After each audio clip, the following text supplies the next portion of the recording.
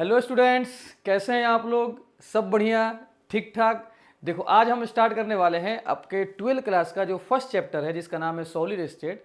इसमें एक काफ़ी इम्पॉर्टेंट टॉपिक है जिसका रिलेशन, जिसका अगर देखा जाए क्वेश्चंस के पॉइंट ऑफ व्यू से देखा जाए तो इसका रिलेशन ऑब्जेक्टिव के साथ होता है, एमसीक्यू के साथ होता है। ठीक है, तो इस टॉपिक को हम लोग डिस्कस करते हैं कि पैकिंग इन सॉलिड्स, जो काफ़ी कंसेप्चुअल है और इसमें थोड़ा डायग्राम भी बनाना पड़ता है और आपको डायग्राम को सही से देखना है। तो आपके सामने देखिए ध्यान से, यहाँ पे क्लोज पैकिंग इन सॉलिड्स आपके सामने हेडिंग दिया हुआ है, क्लोज पैकिंग इन सॉलिड्स। तीन टाइप का क्लोज पैकिंग होता है, वन डायमेंशनल क्लोज पैकिंग होता है, टू डायमेंशनल क्लोज पैकिंग होता है।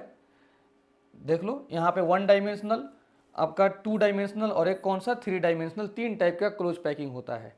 और क्लोज पैकिंग को पढ़ने से पहले एक चीज यहाँ पर देख लो, हम यहाँ पे एज्यूम करके चलेंगे कि जो आपका एटम है, ठीक है जी, एटम जो आपका होगा, ध्यान से देखना, इसको हम सर्कल मान के चलेंगे, सर्कल, और इसको स्फीयर भी मान के चलेंगे। अब सवाल ये कि सर्कल कब मानेंगे और स्फीयर कब मानेंगे।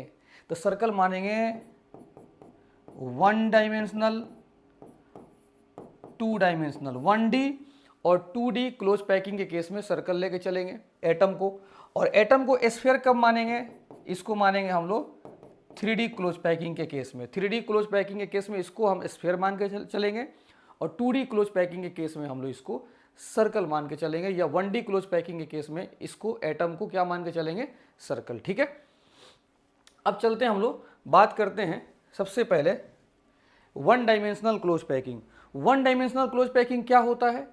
जब हम एटम्स को, अब एटम्स को क्या मान के चलेंगे, सर्कल, एक एक्सिस के एलोंग, एक लाइन के एलोंग हम पैकिंग कर देंगे तो उसको बोलते हैं हम लोग वन डायमेंशनल क्लोज पैकिंग।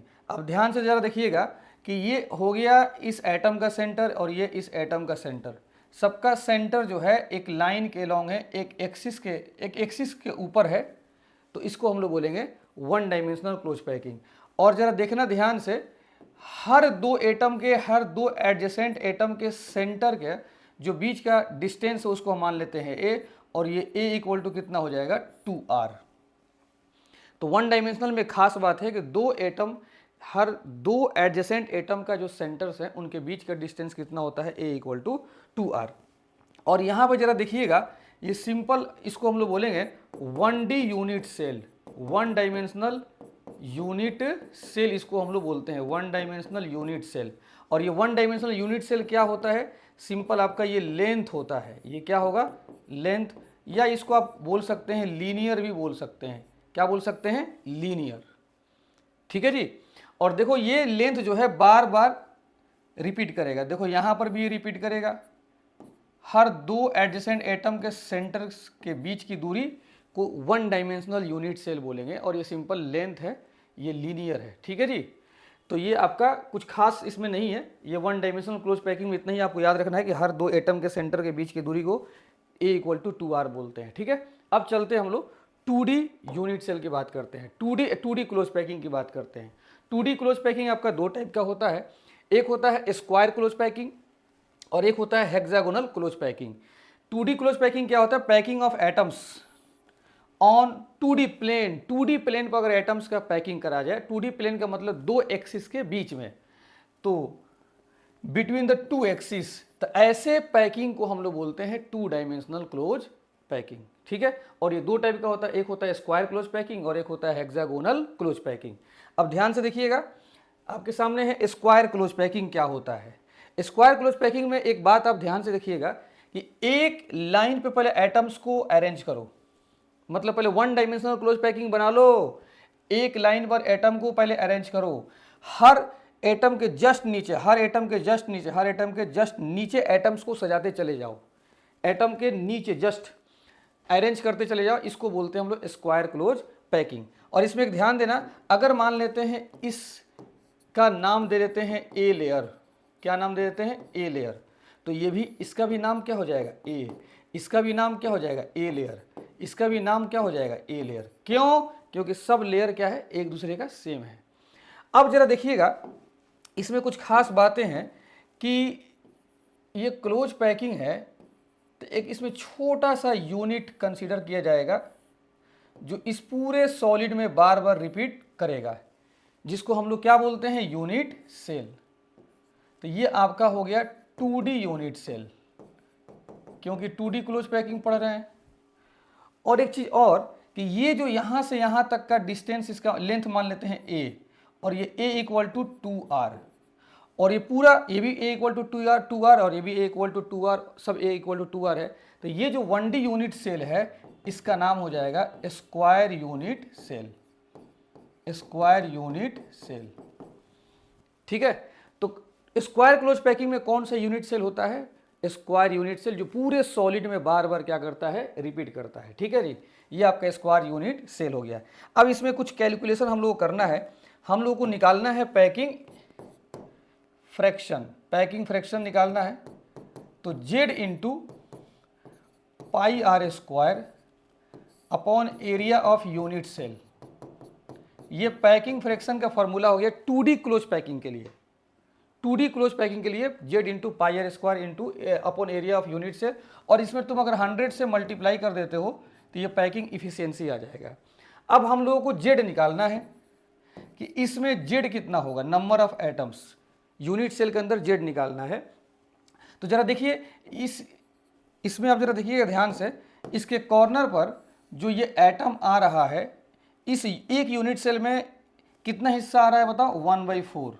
इसके कॉर्नर पर ये जो एटम है इस स्क्वायर के अंदर 1/4 हिस्सा अंदर आ रहा है। तो बताओ इसके कॉर्नर कितना है, 4 कॉर्नर है और कंट्रीब्यूशन कितना है, 1/4। तो टोटल कुल मिला जुला के एटम्स का संख्या कितना है, 1। जेड जो इफेक्टिव नंबर ऑफ एटम्स होता है 1।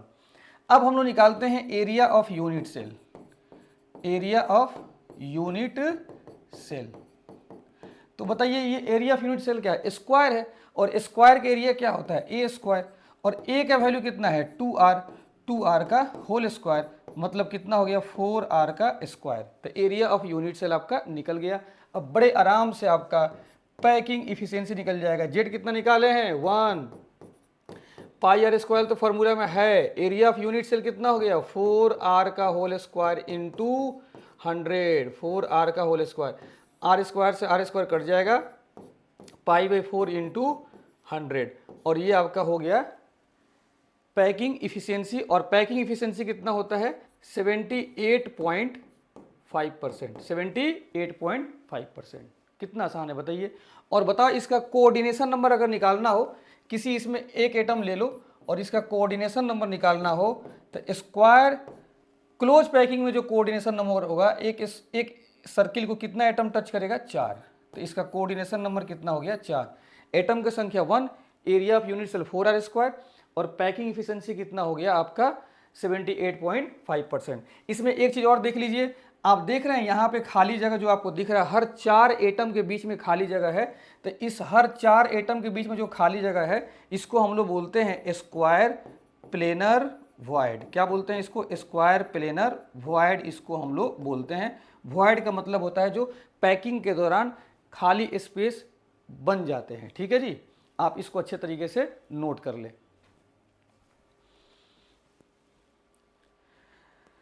अब चलिए देखते हैं सेकंड जो हम लोग का है हेक्सागोनल क्लोज पैकिंग। 2D में सेकंड हेक्सागोनल क्लोज पैकिंग।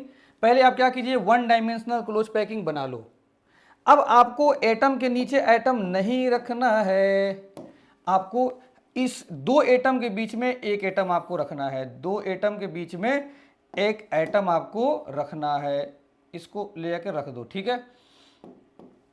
अब देखो इसको फिर उठा के यहाँ पे दोनों एटम के बीच में एटम को रख दिए, फिर उठा के दोनों एटम के बीच में एटम को रख दिए, फिर इसको उठा के दोनों एटम के बीच में एटम को रख दिया गया। ठीक है, कोई दिक्कत।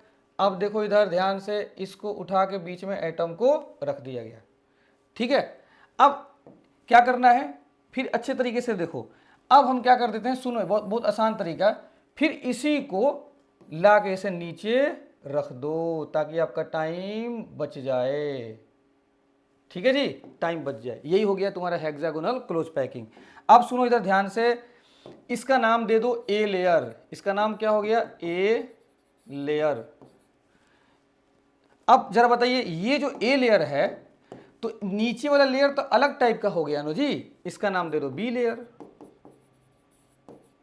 फिर देखो ये वाला किसके बराबर हो गया, ए के, तो इसका नाम फिर हो जाएगा a layer.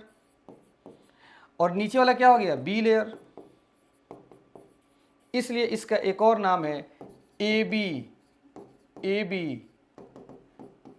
Type of, A B type of packing. इसको A B type of packing भी कहा जाता है। और स्क्वायर वाले में इसको क्या बोलते हैं, देखो सब ए है तो इसको हम लोग ए टाइप ऑफ पैकिंग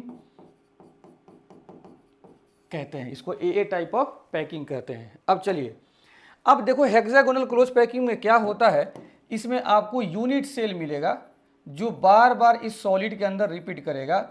वो जरा देखते हैं कौन सा यूनिट सेल मिलने वाला है, इसको आप मिलाइए।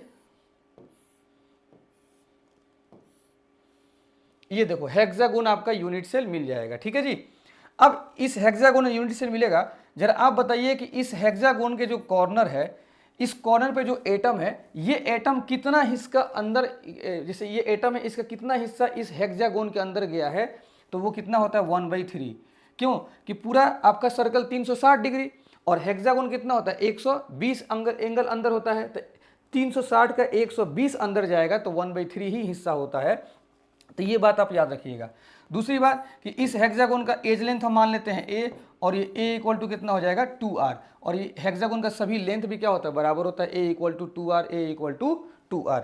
अब चलते हैं हम लोग क्या निकालते हैं, पैकिंग इफिशियंसी की बात करते हैं। Z into pi R square upon area of unit cell into 100।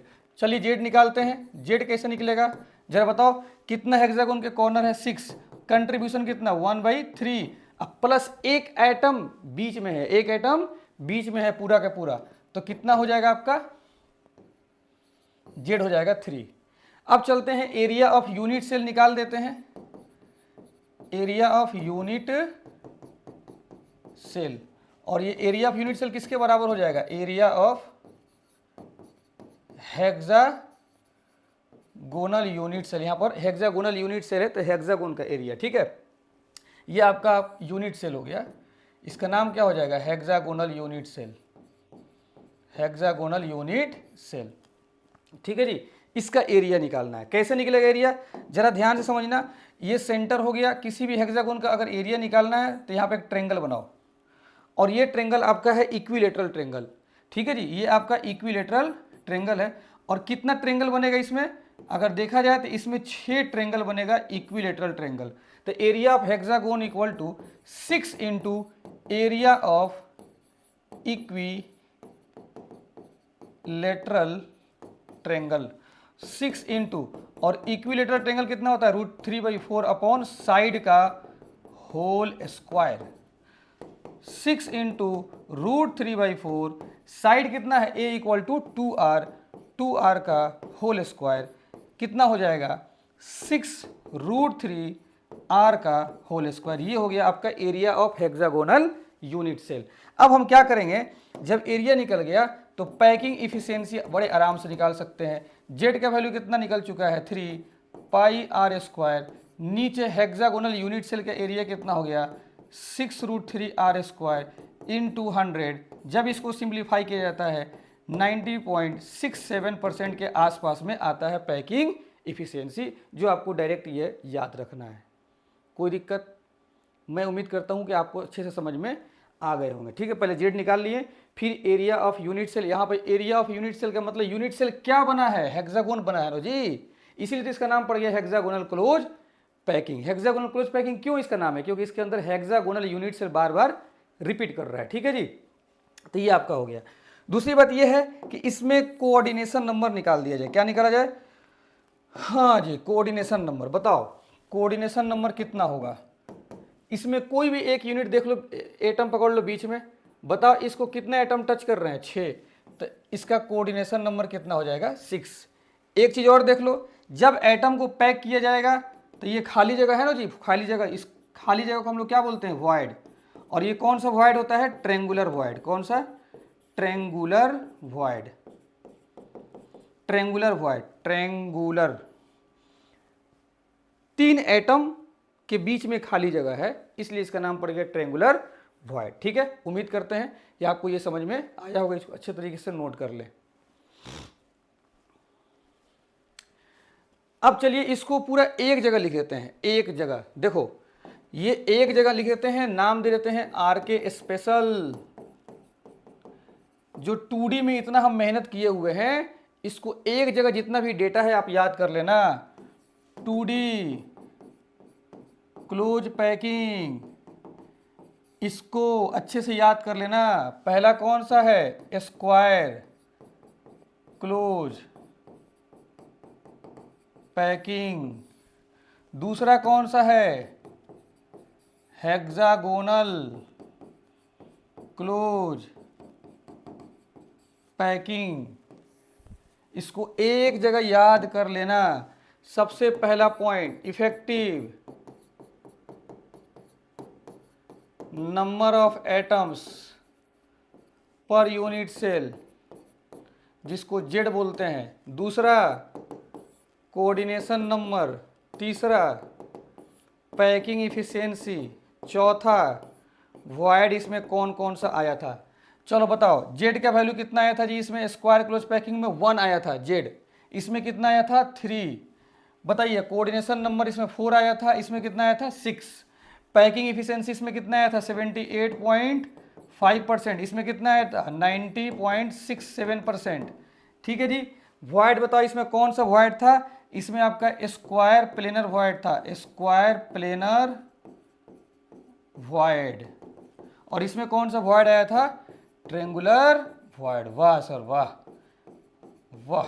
अब तो एक जगह आपने बता दिया, और एग्जाम के पॉइंट ऑफ व्यू से यही इंपॉर्टेंट है। एक चीज और देख लो कि स्क्वायर प्लेनर वॉइड कैसे बना था। ये 4 एटम के बीच में, 4 एटम के बीच में जो ये खाली जगह दिख रहा है, इसी को हम लोग बोलते हैं स्क्वायर प्लेनर वॉइड। वाह सर वाह। और ट्रेंगुलर वॉइड 3 एटम के बीच में बनता है। 3 एटम के बीच में ये जो आपको खाली जगह दिख रहा है, ये वाला, इसी को हम लोग बोलते हैं ट्रेंगुलर वॉइड। ये हम आपको एक जगह बता दिए। ठीक है, इसको आप अच्छे से नोट कर लो।